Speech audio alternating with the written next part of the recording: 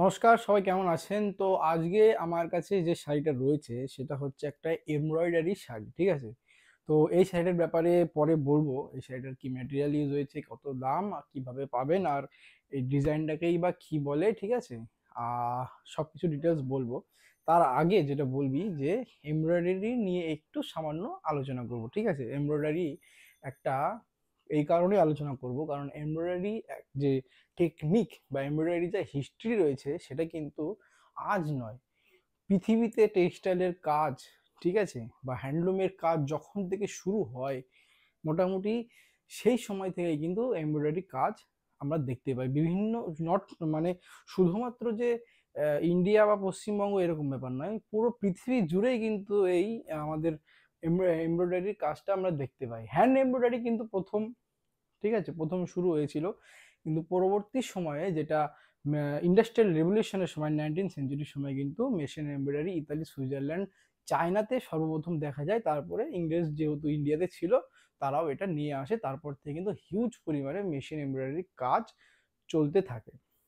তো এমব্রয়ডারিকে যদি আমরা সংজ্ঞা দিই তাহলে কিভাবে দেবো?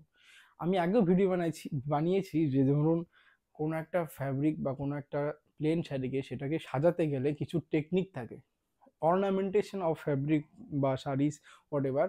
তো এই অর্নামেন্টেশনটারই একটা ভাগ হচ্ছে এই এমব্রয়ডারি ডিজাইন বা এমব্রয়ডারি ওয়ার্ক।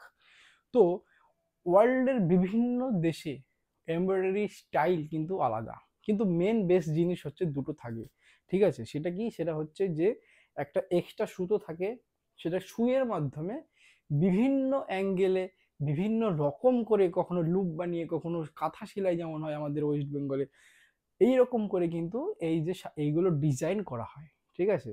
বিভিন্ন রকম বিভিন্ন স্টাইলের অগুন্তি স্টাইল আছে। ইন্ডিয়ার কথা যদি, ভারতবর্ষের কথা বলি, ভারতবর্ষেই মোটামুটি আমার হিসাবে 13 থেকে 14 রকম স্টাইল আছে। বিভিন্ন রাজ্যে আলাদা আলাদা আছে, বা একই রাজ্যে 3-4 রকম আছে। বাংলায় কি, ওয়েস্ট বেঙ্গলে আমরা দেখতে পাই কান্থা ডিজাইন, ওটা একটা ওয়ান অফ দ্য এমব্রয়ডারির অফ টাইপস, ঠিক আছে? তারপরে ফুল পাত্তিকা কাম ইউপিতে আছে, ঠিক আছে? ওড়িশাতে আমরা দেখতে পাই পিপলি বলকে এক রকমের স্টাইল আছে। আরি আছে, কাশ্মীরের আরি। তারপরে হির বারাত, গুজরাটের হির বারাত, ঠিক আছে?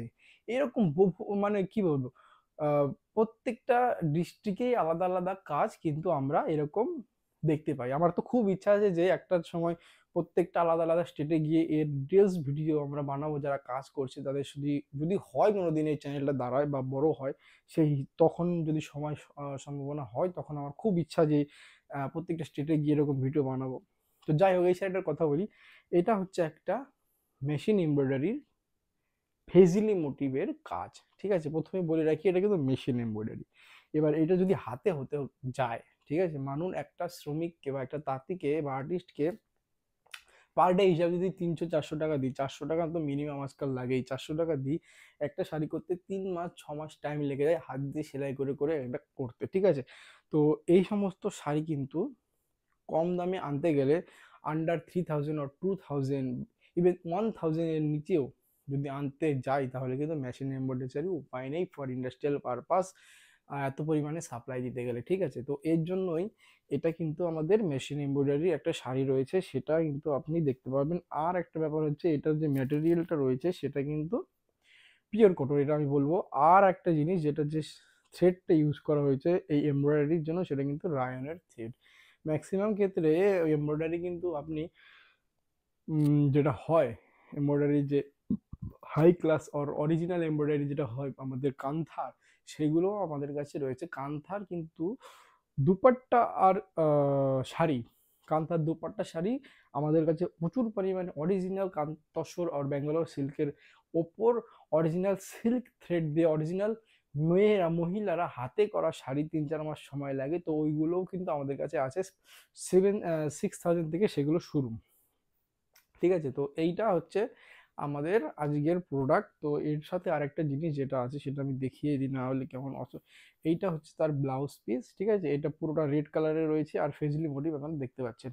তো ভিডিওটা বেশি বড় না করে এইবার যেটা কথা সেটা হচ্ছে, এই শাড়িটা আপনাকে নিতে গেলে কি করতে হবে? আপনি যদি ফেসবুক দেখেন তাহলে ডাইরেক্ট মেসেজ করুন, আর যদি আপনি ইউটিউবে দেখছেন কমেন্ট করতে পারেন, বা আপনি লিঙ্ক, যে ইনস্টাগ্রামের লিঙ্কটা দিয়ে আছে, ঠিক আছে, সারদা হ্যান্ডলুম ফুলিয়া বলে, সেইখানে গিয়ে মেসেজ করুন। আর যদি আপনি হোয়াটসঅ্যাপে থাকেন তাহলে তো 10% ডিসকাউন্ট পাচ্ছেনই, এখন কতদিন দিতে পারবো জানি না, আপনি 10% ডিসকাউন্ট এখন পাচ্ছেন। আর যদি আমার কন্ট্যাক্টে থাকেন তাহলে 10% ডিসকাউন্ট পাবেন, বা আমার গ্রুপে থাকলে 10% ডিসকাউন্ট পাবেন। তো ভিডিওটা আর বড় না করে আজকের মতো এইটুকুই। আর ভবিষ্যতে এমব্রয়ডারি নিয়ে অনেক কথাবার্তা হতেই থাকবে। ততক্ষণ পর্যন্ত বাই, দেখা হচ্ছে পরের ভিডিওতে।